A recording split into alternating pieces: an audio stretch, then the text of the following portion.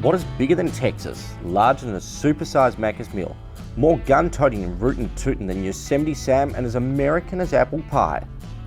The answer is this: the 1975 Cadillac Eldorado, fitted with a massive 500 cubic inch V8 engine, all American of course. This car was, in its class back in 1975, the slowest. So why are we celebrating it? Why do we love this car? And why are we here at the St Kilda Marina to have a look at it? Well, we're not sending it back to sea, which some of you at home might think is probably the best option for it. And we're not going to make too many boat jokes. I mean, it doesn't have a steering wheel so much as a tiller. So what is it about this all-American classic that makes it so cool and such a fun car to own and to drive? Well, there are so many things that you could love about this car, not least the fact that it's finished in just about every shade of beige you can possibly think of, and that the ride is beyond comical. This car is just such a cool car and just embodies the whole idea of what luxury was about in 1975. You don't so much as drive but glide everywhere. The seats are like sitting in the world's most comfortable sofa. The interior is just fitted with every conceivable luxury you could possibly think of at the time, of course. It's even got climate control, would you believe?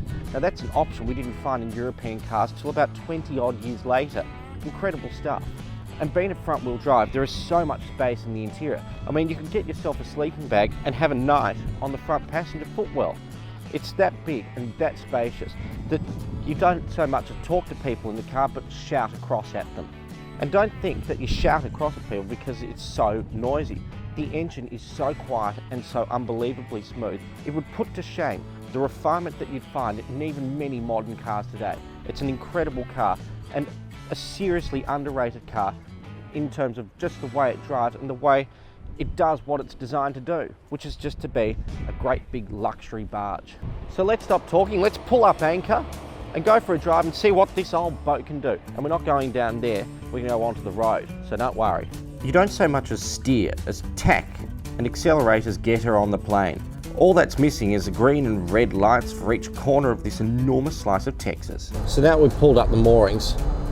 What are the initial impressions of this car? Well, it's not, if you drive a BMW or something like that, it's going to seem very unfamiliar. But if you drive old cars, and you've got a bit of experience with cars from this period, you'll realise that it's actually quite a nice car to drive. It still is a nice car to drive, even today. And it's because there's so many things that are still familiar with the car. I mean, old cars you expect to have heavy steering and bad brakes and a whole lot of other foibles and niggles that you really don't enjoy. But this really doesn't have any of it. I mean, yes, the steering's vague, and yes, it's enormous, and you notice that every single time you're driving through traffic. But once you're used to it, once you learn the style of driving this car, it's in fact a very easy car to drive. And I think it's just so much fun, this thing. I really do like it. I've always had a soft spot for the way these American cars drive. I mean, yes, they're very big and slow and all of that, but when you put into perspective what this car is all about, then it starts to make sense. And then you go, okay, maybe this car's not so bad.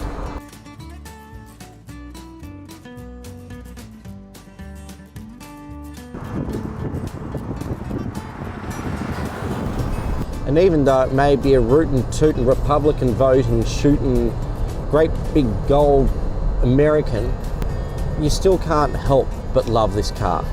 It's got so much charm, so much charisma, and it's so brash and so over the top that it's theatrical.